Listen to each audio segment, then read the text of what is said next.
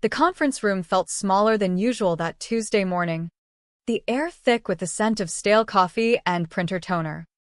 I sat across from Derek Lawson, our newly hired VP of Operations, his designer watch catching the fluorescent light every time he tapped his pen. My nameplate had already been changed on the org chart emailed the night before. Rachel Bennett, once Director of Risk and Continuity, now reduced to Senior Compliance Coordinator. No warning. No discussion. Just a bullet point buried in an attachment. I kept my hands steady on the folder in my lap. Derek leaned back, flashing that practice startup smile he'd brought from his last failed Series B venture. Rachel, we appreciate everything you've done keeping the lights on around here, but we're flattening things out. Titles need to reflect a leaner structure. It's not personal, it's about agility. Agility. That word again. I'd heard it in every all-hands since the company closed its $120 million venture debt round 2 years earlier. Back then, the board had toasted the term sheet without reading past page 4. I had. And I'd made sure Section 7.2 named me explicitly as the designated continuity and compliance officer. Any material change to my role without the lender's prior written approval and a documented transition plan would trigger a full acceleration and $48 million penalty. Derek didn't know that yet. He slid the new job description across the table. You'll report lower in the chain now.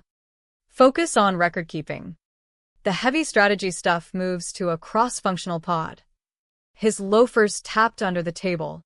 A nervous rhythm he probably thought projected confidence. I smiled faintly, the kind that doesn't reach the eyes. Inside, something tightened, not anger exactly, but the slow burn of recognition. 22 years in corporate risk management, 3 certifications, and countless nights reconciling vendor contracts or walking auditors through our data retention policies. I'd negotiated the exact language in that debt agreement myself during late-night calls with the lender's counsel while the CFO was golfing. They saw me as the paperwork person. I was the one who kept the $48 million sword from falling. That night, back in my apartment overlooking the Denver skyline, I poured a glass of Cabernet and opened the debt agreement PDF again. Section 7.2 was right there. My name bolded.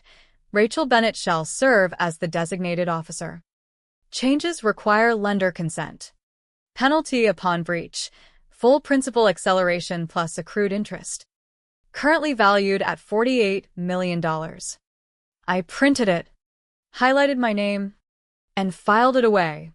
Not out of ego. Out of survival. The next weeks blurred into a pattern of quiet erosion. Derek announced culture huddles in the open Slack channel, preaching about removing legacy anchors. My calendar invites for transition planning went unanswered. The required compliance handover checklist I drafted in 2023 sat untouched in a shared drive. 0 edits. 0 views from leadership after the initial glance. I started exporting everything. Read receipts. Metadata on the org chart revisions. Slack threads where my role was casually referred to as non-core. One afternoon, Derek cornered me near the printer. Rachel, we're reimagining ops. Your scope feels heavy for the new vision. Think lean. Think collaborative. He wanted me to sign off on the new reporting lines immediately. I looked at him evenly. Happy to discuss once the transition protocol is complete per the financing covenants. His smile faltered for a split second. He recovered with a laugh. Always the details person. Details. That's what they called the work that kept us audit ready. That prevented regulatory flags from FINRA and state banking commissions. That ensured our data privacy certifications didn't lapse. While Derek ran workshops on operational harmony, I was the one who had personally negotiated $750,000 in vendor credits last year and maintained the sole access logs the external auditor signed off on without exception. The demotion email arrived on a Friday. Subject: Org realignment, effective immediately.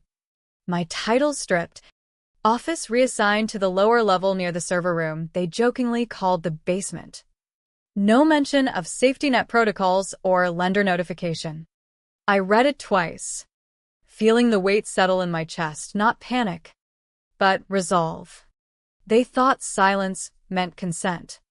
It was actually a countdown. I began printing in earnest. Not digital exports that could be altered, physical copies with timestamps, version histories, the draft org chart showing my original role before someone moved it to a parking lot tab. Each ignored meeting became another page in the red folder I kept locked in my drawer. The skipped handoff sessions, the unsigned forms, the Slack messages calling my function, blockers to be moved. I archived them all, labeling the folder quietly in my mind, daylight. By week 4, the disregard log had 47 entries. The office smelled of toner and cooling ambition. Derek filmed internal videos pitching redefining harmony, once using the phrase non-essential legacy roles while smiling like he'd invented synergy. He even sent me a script draft asking for acronym fact checks.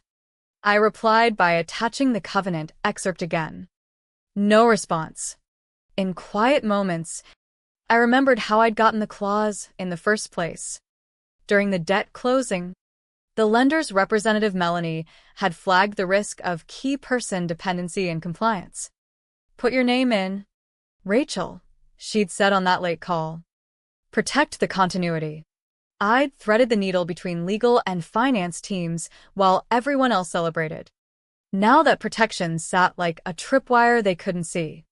The tension built slowly, Day by day. I attended fewer meetings, becoming the invisible presence they claimed I was. But underneath, the documentation grew heavier. Each disregarded protocol added weight to the case building itself. They were constructing their own breach, piece by negligent piece. While I waited in the lower-level office with a fire-rated door that never latched properly unless kicked, the systems hummed on, unnoticed, until the day I decided it was time to let the signal travel. The call to Melanie was brief, almost surgical. I dialed from my basement office, the hum of the HVAC the only background noise. I need written confirmation on Section 7.2, I said without preamble. The named officer designation and breach triggers. Melanie didn't ask why. We'd been through audits, outages, and regulatory inquiries together.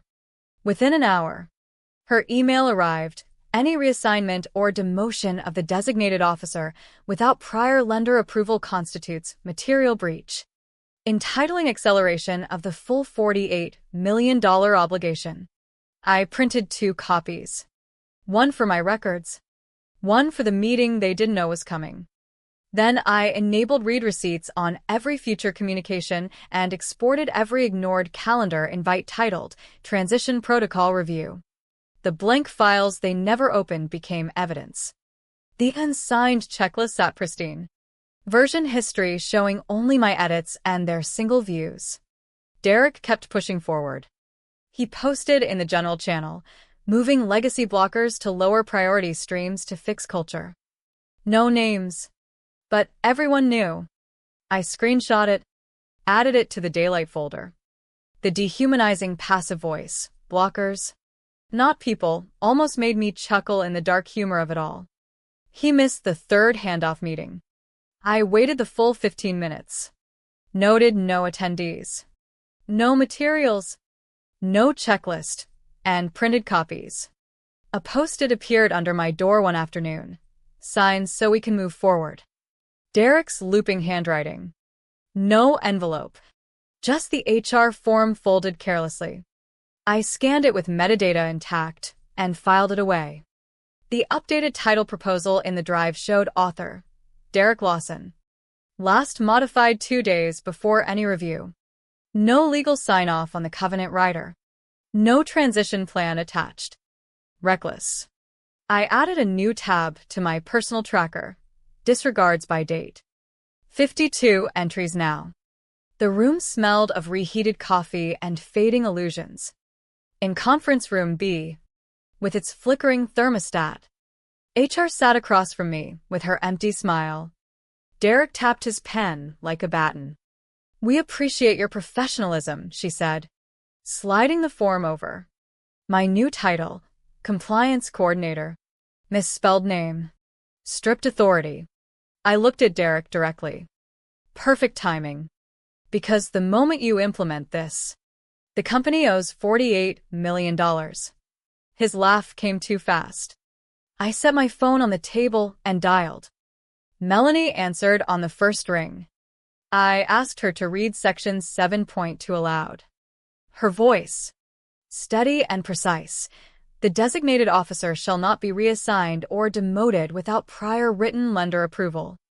Failure constitutes material breach triggering immediate acceleration currently valued at $48 million. The pen stopped tapping. Legal's junior counsel started rifling through pages. HR stared at the form. I placed 2 folders on the table. Read. Option A, reinstatement to director level. Dedicated budget. 5-year consulting agreement with no retaliation clause. Mandatory executive training on covenants. Gray. Option B, immediate breach notification and wire transfer of $48 million within 10 business days. I've documented every skipped meeting. Every ignored protocol. I said. Voice even. Deadline is close of business today. The room froze. Melanie's voice echoed again through the speaker. Deliberate, material breach. $48 million. They requested time. I gave them until 5. As I stood, the chair scraped loudly. Walking out, I felt the shift, not triumph yet, but the weight transferring. The emergency board call came that afternoon. I joined from my office. The CEO dialed in from somewhere sunny. Sunglasses on. Derek tried miscommunication. I shared my screen, walking through the receipt folder, ignored emails with red confirmations. Metadata showing views but no action. The untouched transition doc. We assumed it was optional, the council admitted. The CFO froze. A board member asked if I'd set this up. I installed the seatbelt, I replied. You tried to cut it. Silence fell. Instructional. They recessed. When they returned, Option A, pending amendments. I required routing to Melanie and held my waiver until signatures. The contract arrived by courier, thick with the smell of fresh toner and reluctant concessions. Signatures were shaky on the CFO's part, double-signed by counsel for emphasis. Derek's name was absent. They accepted every term, reinstatement as Director of Risk and Continuity Operations, 6-figure safety and compliance budget, 5-year consulting lock with lender-enforced terms, ironclad no retaliation language requiring my input on any future reorgs involving my function. For the first time in years, the org chart showed my role in bold. Its own node with authority and reporting lines. The budget-funded training, system upgrades, physical infrastructure reviews, not because sentiment had changed, but because the cost of ignorance had become clear. Derek disappeared quietly. No farewell. Just an empty office one morning. Rumors placed him in a division without chain of custody or high-stakes filings. HR went silent. I updated the operations manual with a new bold line. No structural changes without named transition owner reviewed by legal and lending compliance. In my rebranded office, now the Risk and Continuity Lab, I pinned the original demotion form under a magnet reading almost erased. Almost $48 million gone. I took a breath as Melanie's final confirmation arrived. Waiver recorded. Conditions locked. The first full exec drill was scheduled for Monday. No opt-outs. Protocol now carried teeth. Sitting there with fresh coffee, I reflected on the stillness after the blaze. They had tried to render me invisible. Now I controlled the eraser. The system stood because someone had cared before the break. The question lingered, how many other seat belts go unnoticed until the crash?